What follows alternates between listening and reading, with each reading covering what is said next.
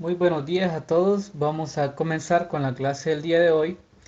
El día de hoy vamos a realizar un ejercicio sobre la sección del calor y uno o dos ejercicios sobre calorimetría. El primer ejercicio que vamos a realizar es el ejercicio de 17.37, que dice así: una bala de 15 gramos viaja horizontalmente a 865 metros sobre segundo y pasa a través de un tanque que contiene 13.5 kilogramos de agua y emerge con una velocidad de 534 metros sobre segundo. ¿Cuál es el incremento máximo de la temperatura que el agua podría tener como resultado de este evento? Bueno, lo que tenemos acá, ¿verdad? Que tenemos un tanque por aquí y tenemos agua en ese tanque.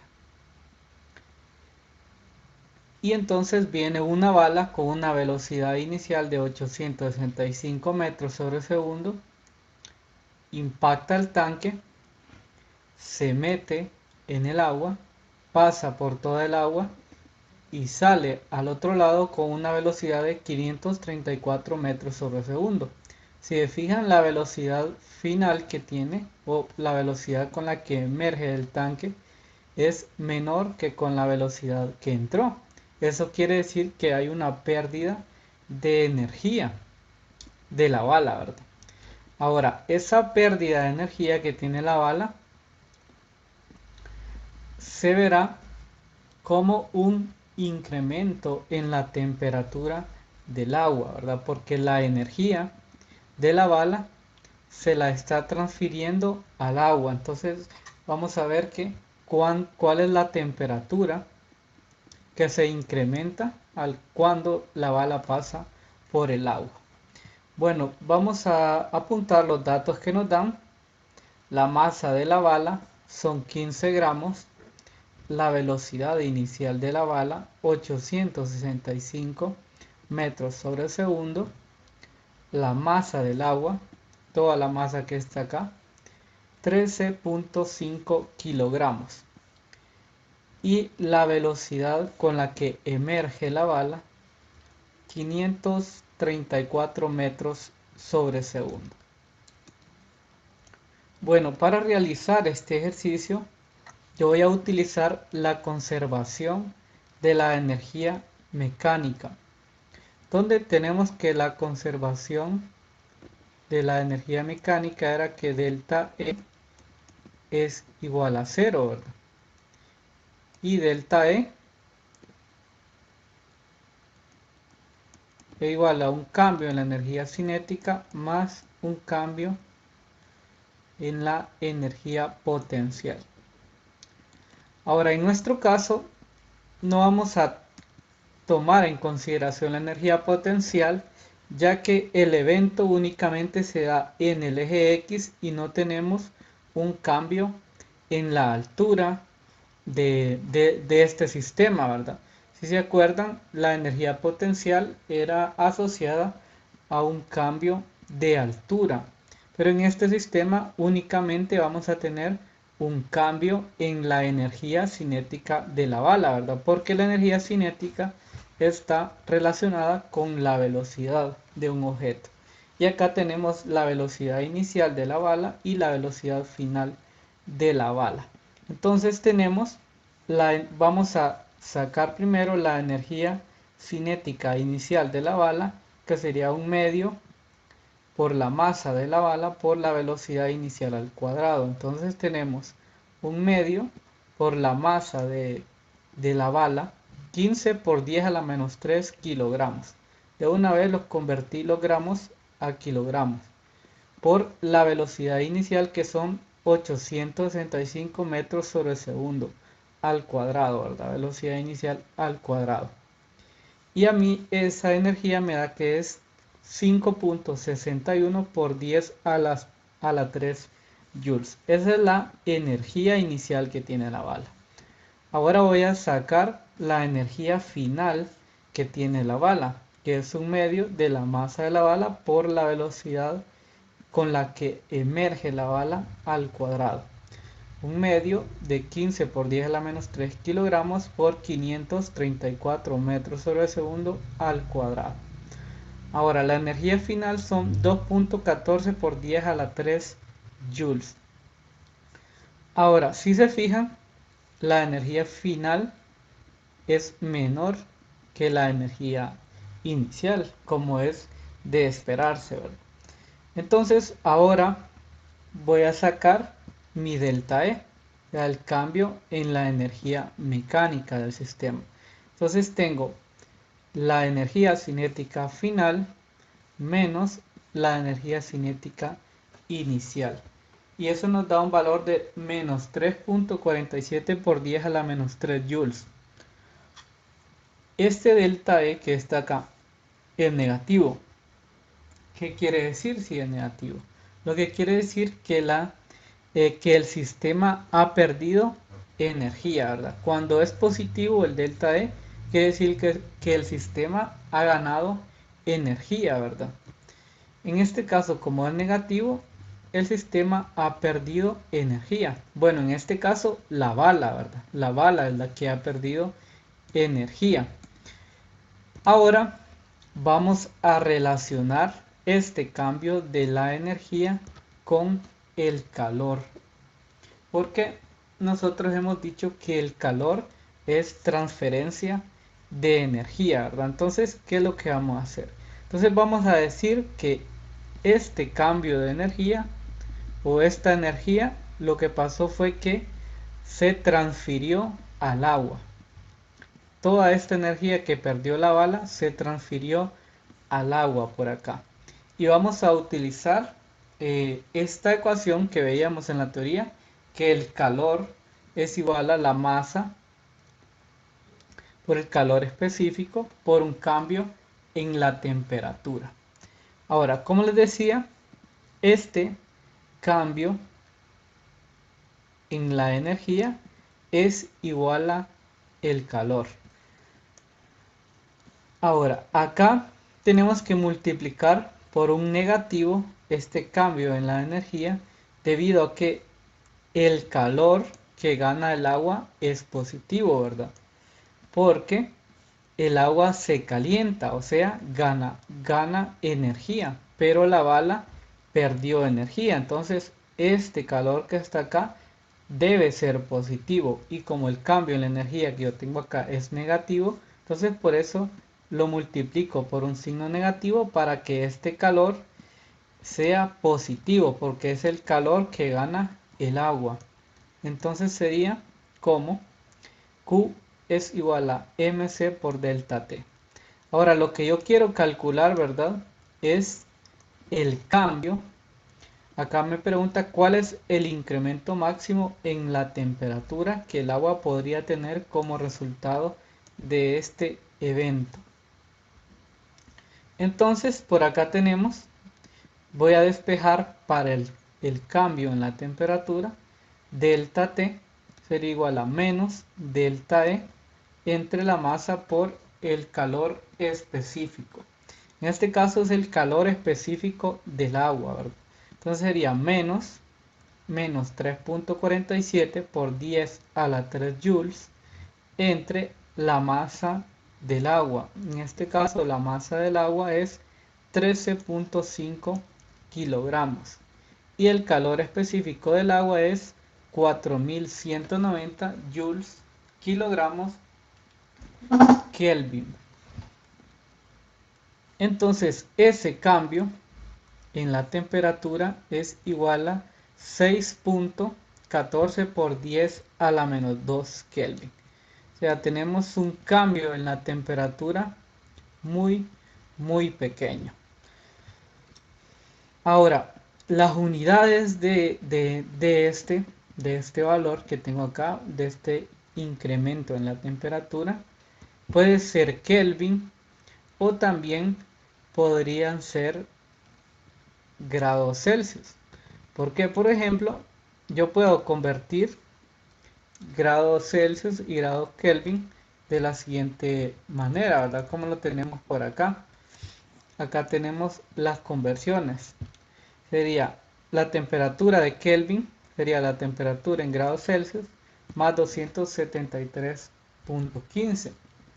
Entonces vamos a colocar esto aquí, temperatura de Kelvin, la temperatura de grados Celsius más 273.15. Ahora aquí en realidad puede ser Kelvin o grados Celsius. Ya vamos a ver por qué. Porque por ejemplo, un delta T es como tener una temperatura final menos temperatura inicial, ¿verdad? Ahora, en este caso yo tendría entonces una temperatura final en grados Kelvin, porque aquí tengo grados Kelvin, perdón, no se dice grados, sino solo Kelvin. Inicial, temperatura inicial en Kelvin. Entonces, si yo quiero convertir este delta T en Kelvin, tengo que hacer esta pequeña conversión. Por ejemplo, solo voy a tener temperatura final en grados Celsius más 273.15 menos temperatura inicial en grados Celsius. Ahora, como hay un menos acá, sería menos 273.15. Si se fijan, acá se me elimina se me elimina el 273.15, quedándome únicamente temperatura final en grados Celsius menos temperatura inicial en grados Celsius. Y esto sería igual a un delta T en grados Celsius, ¿verdad? Entonces, independientemente, esto puede tener grados Celsius o Kelvin, ¿verdad? Puede ser así o puede ser 6.14 por 10 a la menos 2 grados Celsius. También puede ser de esta manera.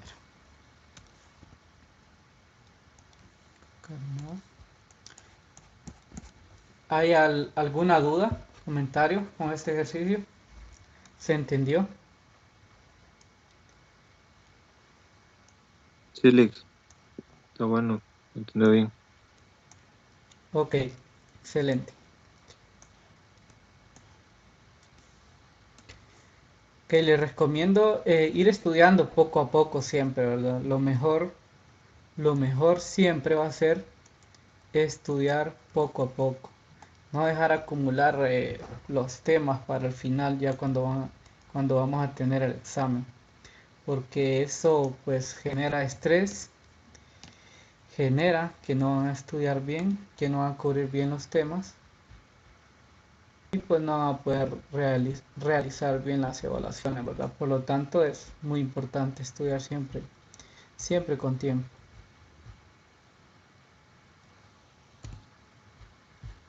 Ok, vamos a realizar entonces otro ejercicio.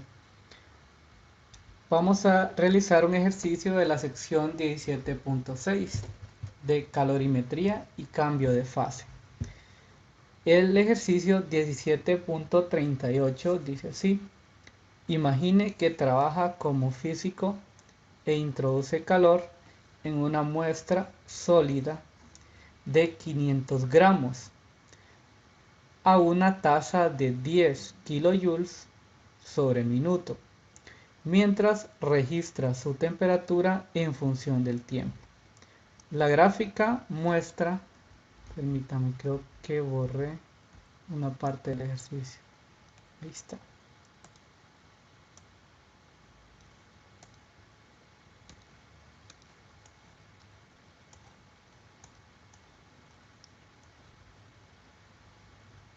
La gráfica muestra, la gráfica de sus datos muestra la figura, ¿verdad? Esta figura que tengo a la derecha. Me dice calcule el calor latente de fusión del sólido. Bueno, vamos a hacer el inciso A primero. Entonces, ¿qué es lo que tengo acá? Pues aquí lo que yo tengo en esta gráfica es algo que me dice cómo cambia la temperatura con respecto al tiempo, ¿verdad? De acá hasta acá yo tengo el objeto en fase sólida. O sea, de acá hasta acá el objeto tiene una fase sólida. De aquí hasta acá es el tiempo que le toma cambiar de fase sólida a fase líquida. Esto que tenemos acá. Si se fijan acá no hay un cambio en la temperatura. Y cuando no tenemos un cambio en la temperatura, pero sí se le está añadiendo calor a un sistema, entonces quiere decir que el sistema está cambiando de fase. En este ejemplo, el objeto está cambiando de fase sólido a líquido hasta este punto.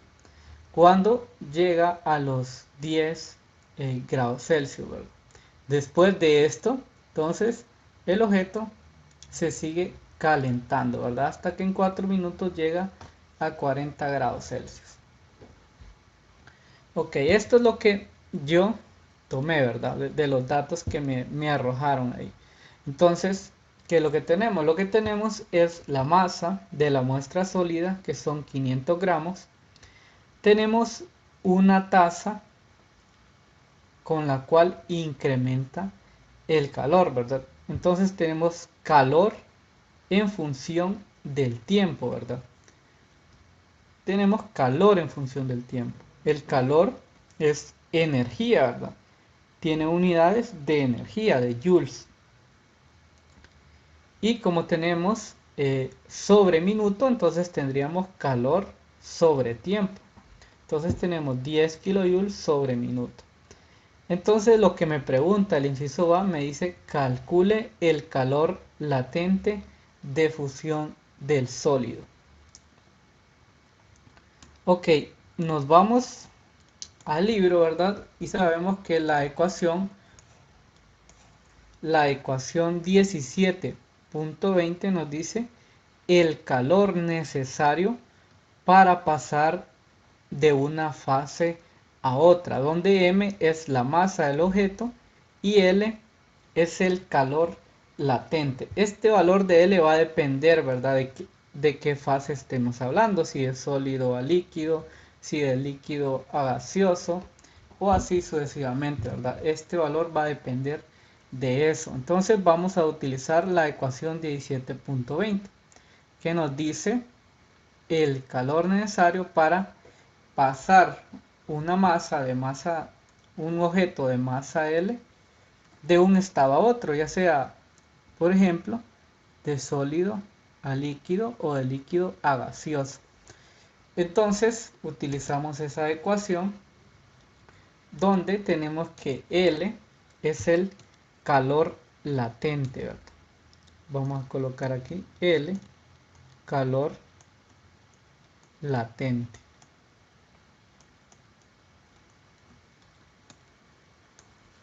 Despejamos entonces para L. L sería entonces Q entre la masa. Ahora vamos a ver algo. Por ejemplo, yo acá de esta expresión que tengo acá, puedo despejar para Q, para el calor. Entonces sería 10. Vamos a convertir a joules de una vez esto. Entonces sería 10 por 10 a la 3 joules entre minuto. Y puedo mandar a multiplicar el tiempo al lado derecho. De esta manera.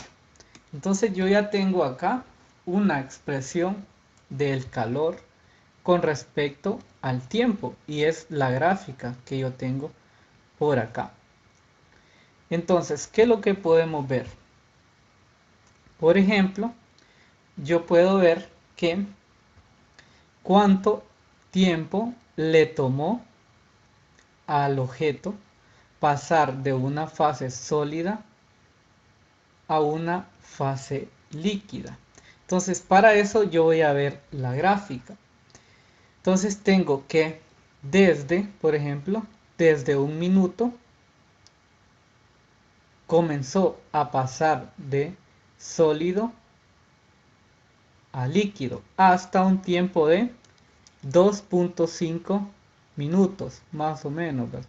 2.5 minutos. O sea, el tiempo que le tomó fundirse a ese objeto es de 1.5 minutos. Entonces el tiempo acá sería 1.5 minutos. ¿Sí me entendieron eso? ¿Sí, no?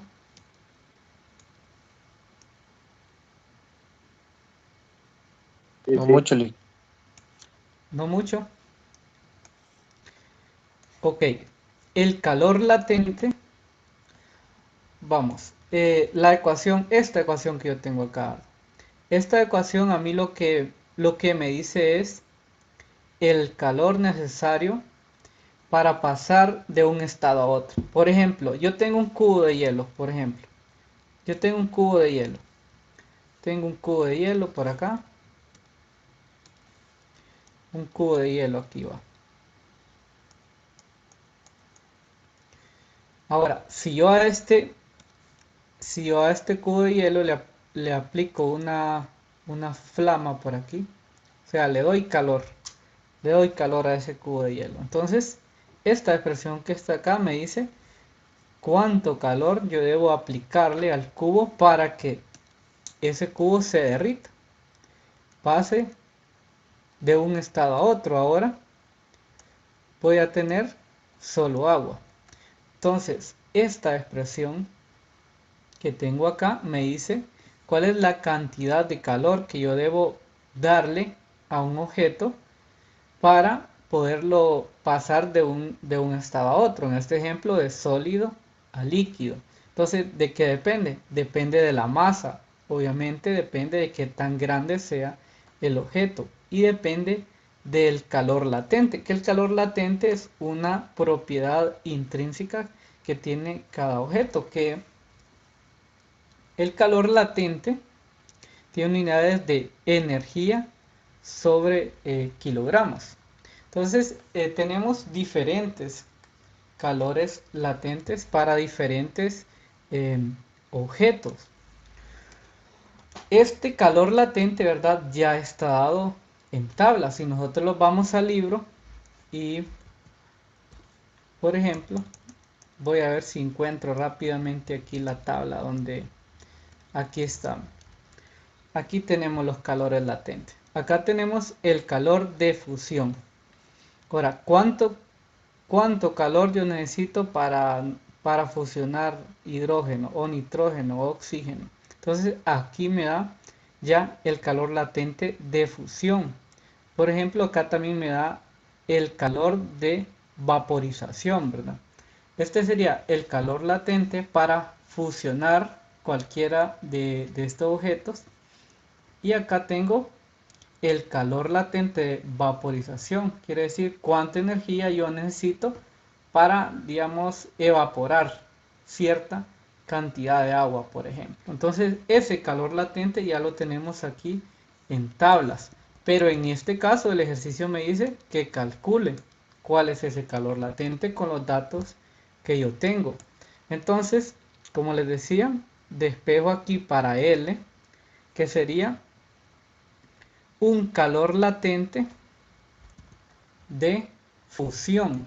Le vamos a colocar L sub F aquí porque estamos fusionando, ¿verdad? Estamos fusionando de sólido a líquido. Entonces tenemos el calor, ¿verdad? Que es una función que depende del tiempo, que la tenemos acá.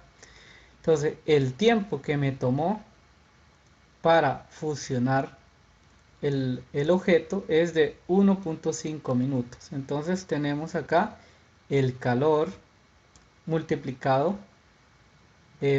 esto multiplicado por el tiempo, ¿verdad? Entonces tenemos 10 por 10 a la 3 joules entre minuto por el tiempo, que son 1.5 minutos, que es el tiempo que me tomó fusionar ese objeto entre la masa que tiene, que la masa son 500 gramos o 0.500 kilogramos. Entonces el calor latente de fusión para ese objeto es igual a 3 por 10 a la 4 joules sobre kilogramo. Eso sería el calor latente de este objeto, que no sé cuál es, ¿verdad? Aquí solo dice una muestra sólida. Entonces acá lo que hizo fue, a través de experimentos, se pudo calcular el calor latente de un objeto. Y luego de eso, pues, ya a través de experimentos se calcula así el calor latente para cualquiera de estos elementos, ¿verdad? Ahora, el inciso B me dice, determine los calores específicos de los estados sólido y líquido del material. Ahora, lo que yo voy a calcular, lo voy a sacar de la ecuación 17.13, ¿verdad? Donde yo tengo que acá C es el calor específico. Y el calor específico también es una propiedad de cada material. Y el calor específico me dice qué tanto permite un objeto o qué tanto permite dejar salir o entrar energía un objeto, qué tan rápido, podríamos traducirlo también a qué tan rápido se calienta un objeto o qué tan rápido pierde temperatura un objeto. Eso me dice el calor específico. Y también para el calor específico de los objetos también ya tenemos tablas, perdón. Entonces voy a calcular el calor específico de esa muestra utilizando la ecuación 17.13, donde tengo que el calor es igual a la masa por el calor específico por un cambio en la temperatura. Esta ecuación lo que me dice a mí, ¿verdad? ¿Qué tanto calor yo debo darle a una muestra para incrementarle su temperatura? Ahora, si se ven, estas son dos cosas diferentes. La ecuación que tengo acá, que es también para el calor, si se fijan acá, yo no tengo un incremento en la temperatura. Porque cuando estamos cambiando de fase o de estado de la materia, no tenemos incremento en la temperatura. Entonces, cuando hay cambios de fase, yo calculo el calor con esta ecuación, y cuando tenemos incremento en la temperatura y no tenemos cambios de fase, entonces voy a utilizar la ecuación 17.13. Entonces vamos a tener el calor específico para la fase sólida y el calor específico para la fase líquida. Entonces, ¿qué es lo que tenemos? Despejando para C acá, tengo que C sub S le puse para denotar que es el calor específico en estado sólido, es igual al calor entre la masa por un delta T. Ahora me voy acá a la gráfica de nuevo, por aquí, y yo voy a ver cuál es el incremento en la temperatura y cuál es el tiempo que le tomó incrementar esa temperatura en la muestra, ¿verdad? Por ejemplo, de este punto hasta este punto, la fase que tenía esa muestra es fase sólida. Aquí la vamos a colocar fase sólida. De acá hasta acá tenemos un cambio de fase.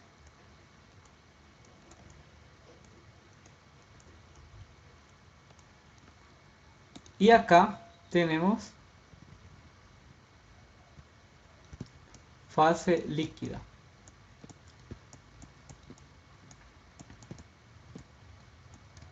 Ok, entonces, primero me va a interesar la fase sólida.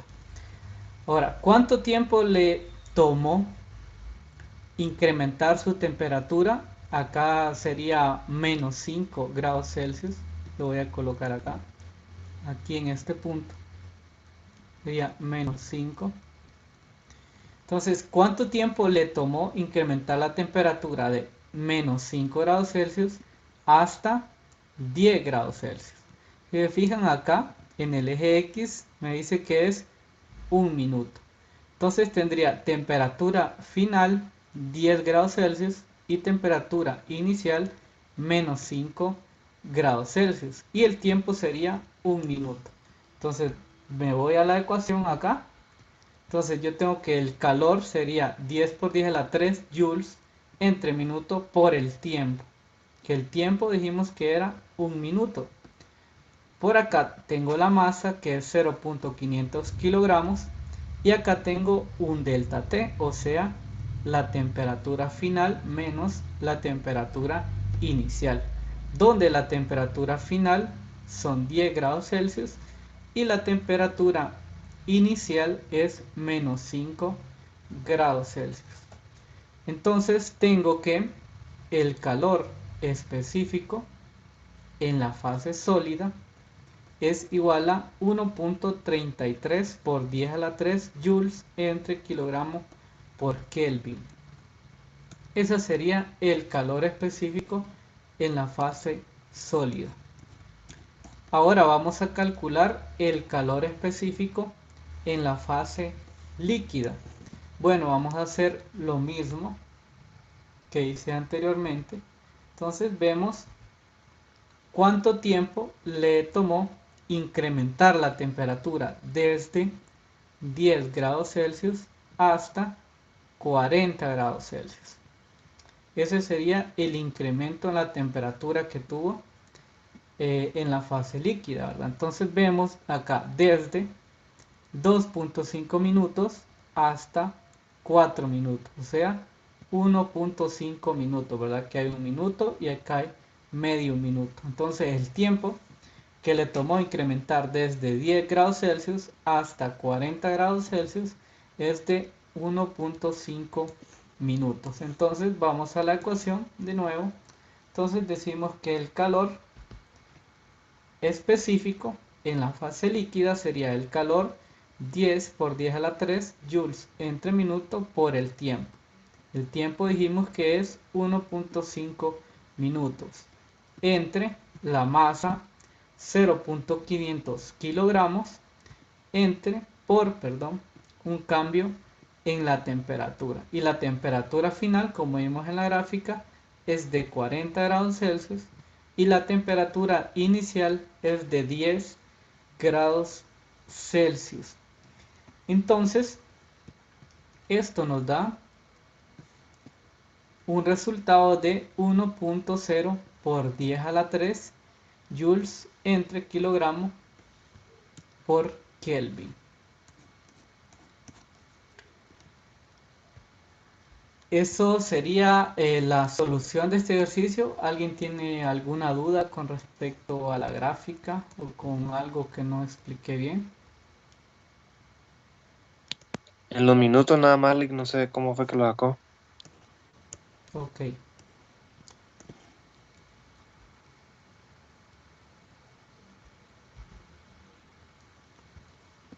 Ok, entonces acá en el eje X yo tengo el tiempo, ¿verdad?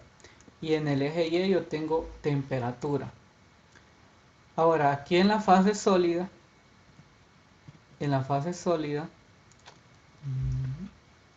voy a borrar esto para verlo bien mejor. Listo, entonces tenemos, ¿verdad? Que en la fase sólida, que es hasta acá, de aquí a acá, el tiempo que le tomó incrementar desde menos 5 hasta 10 grados es igual a un minuto. O sea, de acá a acá, en el eje X, tenemos un minuto. Ahora, el tiempo que le tomó fusionarse a la sustancia va desde este punto, o sea, desde un minuto, hasta más o menos 2.5 minutos. Entonces el tiempo acá sería un minuto más 0.5, pues un minuto y medio, ¿verdad? Y al final el tiempo que le tomó incrementar la temperatura de 10 grados Celsius hasta 40 grados Celsius es desde acá hasta aquí, ¿verdad? Sería un minuto más 0.5 minutos, sería un minuto y medio también. Ahora sí. Hoy sí, gracias. Ok.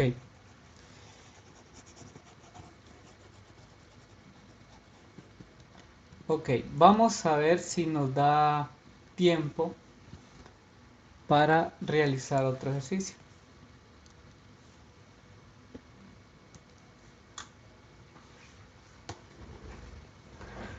Ok, si no nos da tiempo, únicamente lo vamos a dejar planteado.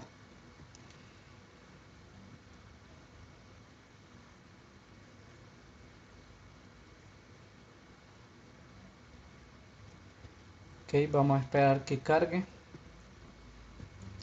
Ahí está. Tenemos el ejercicio 17.41 que dice así. Una olla de cobre con una masa de 0.500 kilogramos contiene 0.170 kilogramos de agua y ambas están a temperatura de 20 grados Celsius. Vamos a parar por ahí y vamos a dibujar qué es lo que tenemos. Entonces tenemos una olla de cobre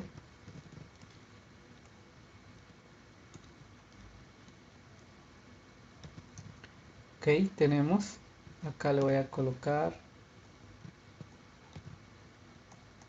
olla de cobre con una masa de, le vamos a colocar M sub C para decir que es del cobre, de 0.500 kilogramos. Contiene 0.170 kilogramos de agua. Le vamos a colocar masa de agua 0.170 kilogramos. Entonces, ¿verdad? Tiene aquí agua 0.170 kilogramos de agua y ambas están a temperatura de 20 grados Celsius. Entonces tenemos la temperatura inicial del cobre es de 20.0 grados Celsius y la temperatura inicial del agua también es de 20.0 grados Celsius. Dice un bloque de 0.250 kilogramos de hierro a 85 grados Celsius se deja caer en la olla.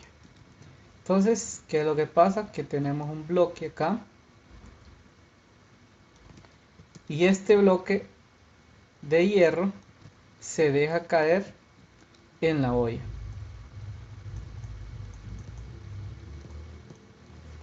Ese bloque de hierro se deja caer en la olla, ¿verdad? Entonces tenemos la masa del bloque, la voy a colocar por acá, 0.150 kilogramos y tiene una temperatura inicial de 85 grados Celsius. Temperatura inicial del bloque son 85.0 grados Celsius. Se deja caer en la olla, ¿verdad? Este bloque se deja caer en la olla. Y nos dice encuentre la temperatura final del sistema suponiendo que no hay pérdida de calor a los alrededores. Entonces yo quiero saber al final cuál va a ser la temperatura de todo este sistema cuando el bloque de hierro se deja caer en el agua. Suponiendo que no hay pérdida de calor a los alrededores, ¿verdad? Suponiendo que todo el calor de este bloque de hierro se va a transmitir al agua y a la olla y no a los alrededores, por ejemplo. No se va a transmitir calor al aire, por ejemplo. Ok, entonces vamos a utilizar la siguiente ecuación.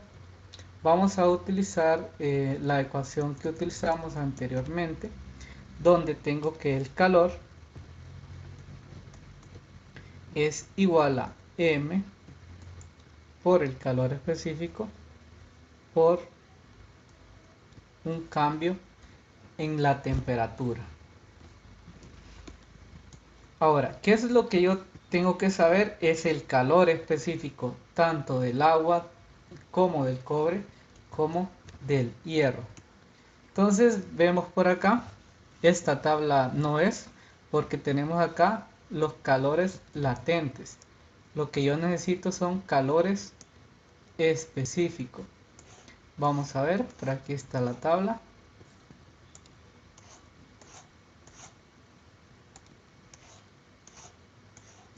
Aquí está, calor específico.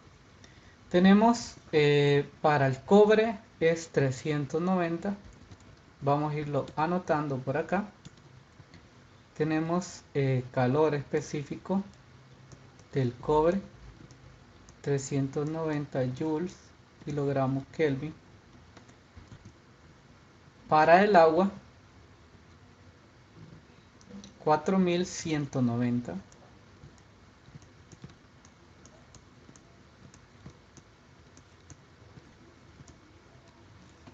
Y también para el hierro, ¿verdad? 470.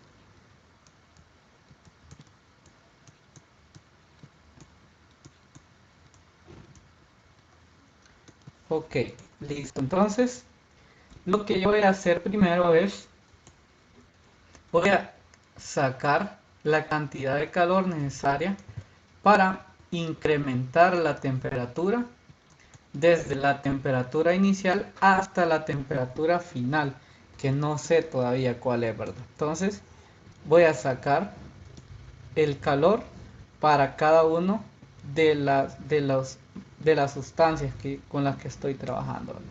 Entonces, por ejemplo, el calor para el agua sería igual a la masa del agua por el calor específico del agua por el cambio en la temperatura en el agua.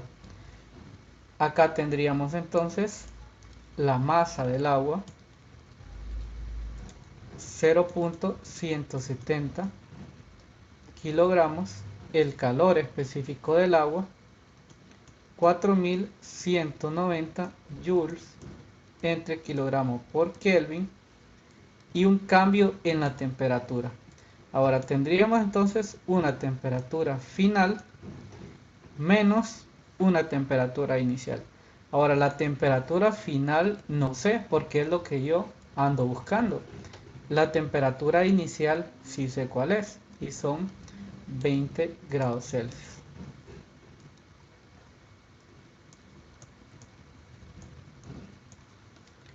Listo, entonces hago lo mismo para el cobre y para el hierro. Entonces tendríamos la masa del cobre, el calor específico del cobre, delta T, la masa del hierro, calor específico del hierro, por un delta T. Entonces tendríamos la masa del cobre, 0.500 kilogramos,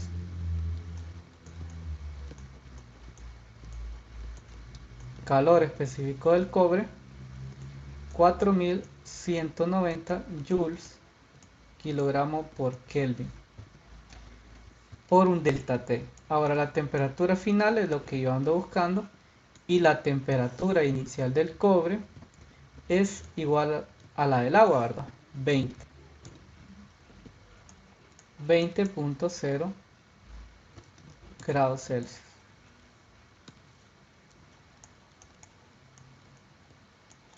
Ok, ahora con el hierro, la masa del hierro del bloque, 0.250 kilogramos,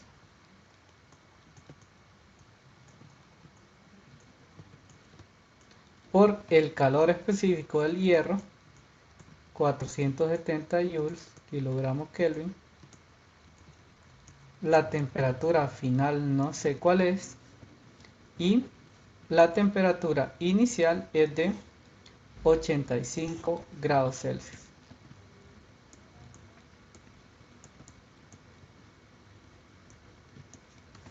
Ok, listo. Entonces acá yo tengo tres ecuaciones donde tengo el calor necesario para incrementar desde una temperatura inicial hasta una temperatura final al agua, ¿verdad? También para el cobre y también para el hierro. Lo que yo ando buscando es esta temperatura final. Ahora aquí para conocer la temperatura final, ¿qué es lo que voy a hacer? Ahora para conocer la temperatura final voy a tomar esto que tenemos por acá. Suponiendo que no hay pérdida de calor a los alrededores. Ahora, suponiendo que todo el calor que va a perder este bloque se le va a ser para incrementar la temperatura tanto para la olla de cobre como para el agua, entonces voy a suponer que no se va a perder ningún tipo de calor. Y cuando tenemos eso, vamos a decir que la sumatoria de calores va a ser igual a cero. O sea, el calor que se gana se pierde en otro objeto, ¿verdad? Entonces, la sumatoria de todos estos calores que yo tengo acá debe de ser igual a cero. O sea, el calor del agua más el calor del cobre más el calor del hierro debe ser igual a cero. Entonces tenemos estas tres expresiones que yo tengo aquí arriba. Vamos a ver si nos ahorramos un tiempito copiando esto.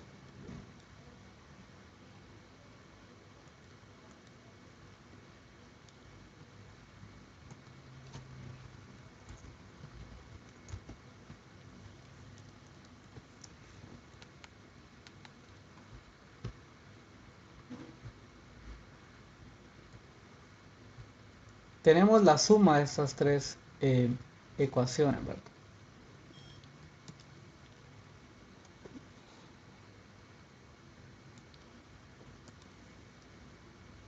Por acá tenemos la otra.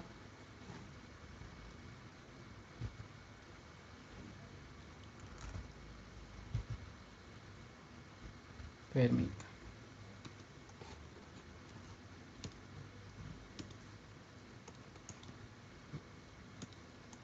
Vamos a hacer algo, la voy a trasladar de un solo.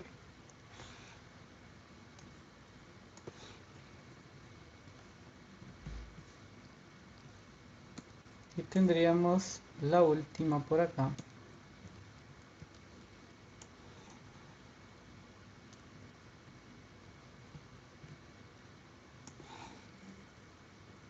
Por ahí.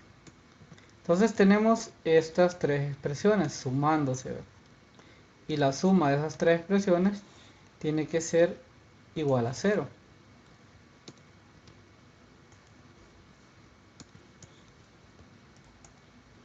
Igual a cero. Porque la sumatoria de todos los calores es igual a cero. Y bueno, lo que tengo que hacer ahora es únicamente, tengo que despejar para la temperatura final. Que, por ejemplo, de acá de esta expresión, si se fijan, temperatura final menos 20 es un factor común. Puedo sacar de factor común temperatura final menos 20, por ejemplo.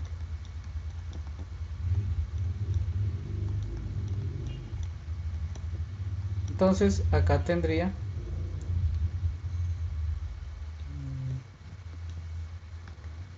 permítame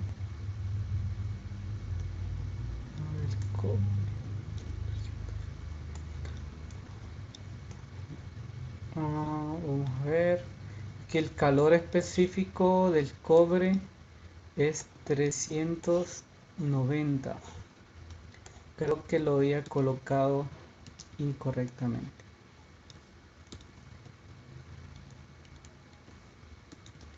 La masa del cobre es 0.500, sí, ahí está, eso es lo que había colocado mal. Entonces puedo sacar de factor común, entonces me quedaría 0.170 kilogramos por 4190 joules entre kilogramo Kelvin. Y acá me quedaría más 0.500 kilogramos por 390 joule entre kilogramo Kelvin, más esta expresión que yo tengo por acá.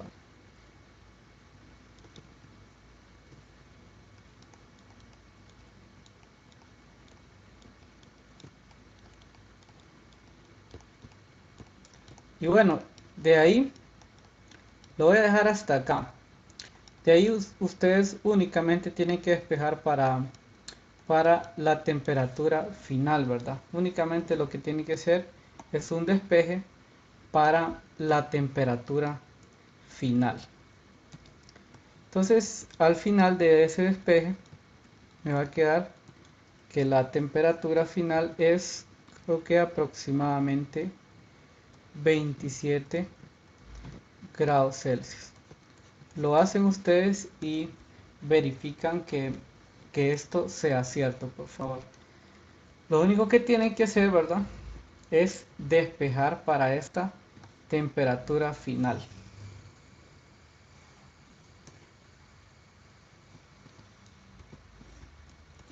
Y el resultado final sería como 27 grados Celsius. O sea, todo el sistema llegaría a una temperatura final de 27 grados Celsius, ¿verdad? La temperatura inicial que tenía el agua y la olla era de 20 grados Celsius, pero una vez que se introdujo el hierro a una temperatura mayor, entonces cierta energía del hierro se le agregó a la olla de cobre y al agua hasta que llegaron a un punto de equilibrio, donde la temperatura final entonces de este sistema es de 27 grados Celsius. Y bueno, eso sería con respecto al ejercicio 17.41. ¿Tienen alguna duda?